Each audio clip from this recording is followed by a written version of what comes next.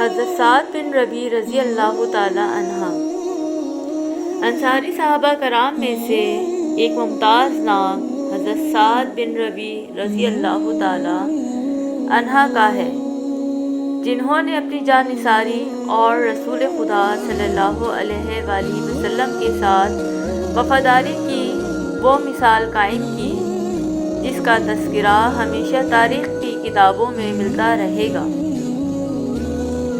حضور اکرم صلی اللہ علیہ وآلہ وسلم کے تمام صحابہ اپنے مقام و مرتبہ اور جانثاری کے اعتبار سے اپنی مثال آپ ہیں۔ کسی ایک صحابی کا کسی دوسرے صحابی کی خدمات کے ساتھ موازنہ اور مقابلہ ناممکن ہے اور نہ ہی مناسب۔ حضور اکرم صلی اللہ علیہ وآلہ وسلم کا یہ فرمان ان کی شان بیان کرنے کے لیے کافی ہے کہ میرے تمام صحابہ ستاروں کی مانند ہیں، ان میں سے تم جس کی بھی اطاعت کرو گے فلاح پاؤ گے۔ سرکار دو عالم صلی اللہ علیہ وآلہ وسلم کے انصاری صحابہ آقائے دو عالم کے ساتھ محبت اور وفاداری میں ایک الگ پہچان رکھتے تھے۔ حضور اکرم صلی اللہ علیہ وآلہ وسلم ہجرت کر کے مدینہ منورہ تشریف لائے تو تمام صحابہ کرام نے دیدہ و دل فرش راہ کیے۔ انصاری صحابہ کرام میں سے ایک ممتاز نام حضرت سعد بن ربیع رضی اللہ تعالی عنہ کا ہے، جنہوں نے اپنی جان نثاری اور رسول خدا صلی اللہ علیہ وآلہ وسلم کے ساتھ وفاداری کی وہ مثال قائم کی جس کا تذکرہ ہمیشہ تاریخ کی کتابوں میں ملتا رہے گا۔ حضرت سعد بن ربیع رضی اللہ تعالی عنہ کا تعلق کمیلہ فرج سے تھا، مدینہ منورہ کے اکابرین میں شمار ہوتے تھے۔ بیعت عقبہ اول کے موقع پر آپ مشرف با اسلام ہوئے اور حضور اکرم صلی اللہ علیہ وآلہ وسلم نے ان کو اپنے قبیلے کا نقیب مقرر فرمایا۔ آپ بیعت عقبہ ثانیہ میں شریک ہوئے اور حضور اکرم صلی اللہ علیہ وآلہ وسلم کے ساتھ باہر اپنی وفاداری کا اظہار کیا۔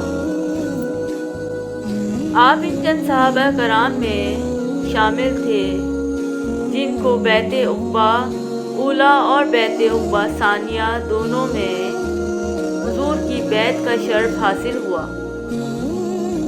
حضرت سعد بن زبیر رضی اللہ تعالی عنہ نے مدینہ منورہ کے مالدار یار اور صاحب ثروت لوگوں میں شمار تھے۔ انصاری صحابہ کرام کی طرح آپ کا پیشہ بھی تجارت تھا۔ آپ مدینہ منورہ اور گرد و نواح کے علاقوں میں اپنا ایک خاص مقام رکھتے تھے۔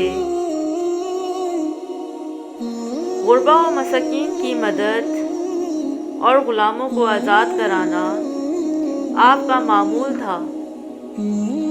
آپ نے دو عالم صلی اللہ علیہ وآلہ وسلم جب ہجرت کر کے مدینہ منورہ تشریف لائے تو حضرت سعد بن ربیع رضی اللہ تعالی عنہ آپ کی خدمت میں حاضر ہو گئے۔ مباحثات مدینہ کا حصہ بنے سرکار دو عالم صلی اللہ علیہ وآلہ وسلم نے حضرت عبد الرحمن بن عوف رضی اللہ تعالی عنہ کو آپ کا بھائی بنایا اور آپ نے بھائی چارے کی وہ مثال قائم کی جس کی کوئی اور مثال ملنا مشکل ہے۔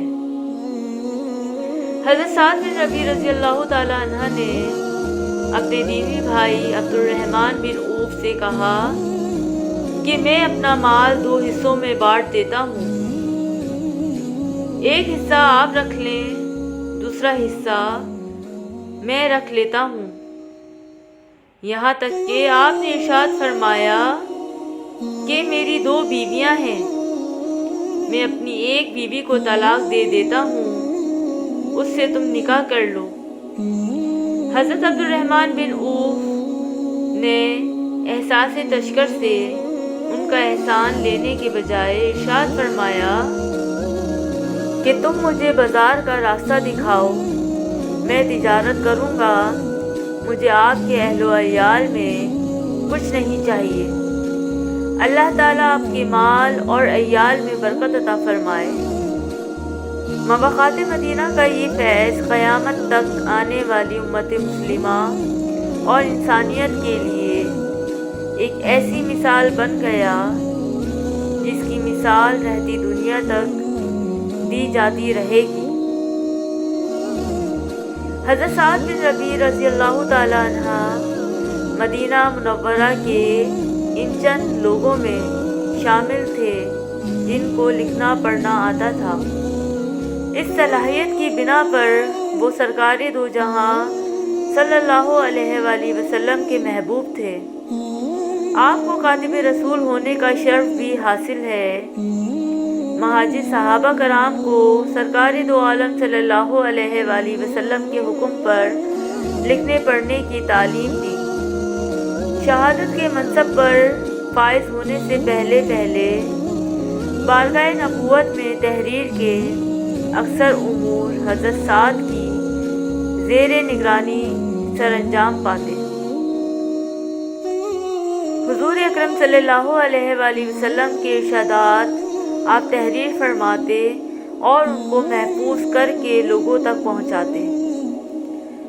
پورے عرب میں اس وقت پڑھے لکھے افراد کی تعداد انگلیوں پر گنی جا سکتی تھی۔